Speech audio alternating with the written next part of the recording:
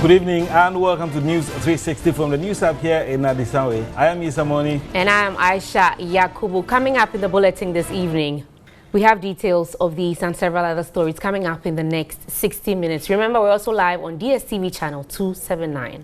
Now, imagine being born with a condition that for now has no cure, and to make matters worse, there's no clear-cut national programs that support your well-being. AC Benewa Otu spent some time at a facility where children living with HIV are kept and filed this report.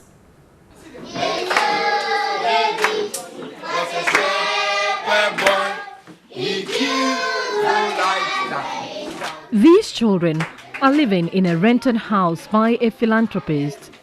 Coming from different backgrounds, most of them do not have information about their families. I'm in the middle of these young, beautiful, handsome, energetic young children. I'm not able to mention their status or their condition because they are minors. These children have come from different places, and people who have taken it upon themselves to take care of these children. Due to stigmatization, due to discrimination, they are camped here and receiving all the necessary care that they need. They need your support to survive. Reverend John Azumah and wife, through the Motherly Love Foundation, are lending support to these kids. 8 to 10 children are kept in a room together with all their belongings. We have a few mattresses, but we don't have bed. We don't have bed sheets, so it's difficult to keep them in bare floor. So we are managing this place for them. Then they are children. Some of them are grown up small. So some of the rooms we can get a bunk bed, the double one for them, because most of them are kids. So that one can be nice in the room. And some of the grown-up, someone who are grown-up 18, 17 to 20, those who are in senior school, they can have the double bed, then two bed in one room, then there are 4. Madame Azumah tells me they would run out of food items very soon. We have maize, but this is our last maize we have here. As you can see, your children, there are many, and they consume. Children eat a lot, so they consume a lot. And with our condition, food is part of our medication, and we need fish, meat, any kind of meat you can give us. Reverend Azumah is a heart-to-heart HIV ambassador of the Ghana AIDS Commission and wants much care and attention given such children. We speak as a country, we have a lot of children who are HIV positive. Recently, NACP projected a statistics show that 38,000 Ghanaian children are HIV positive.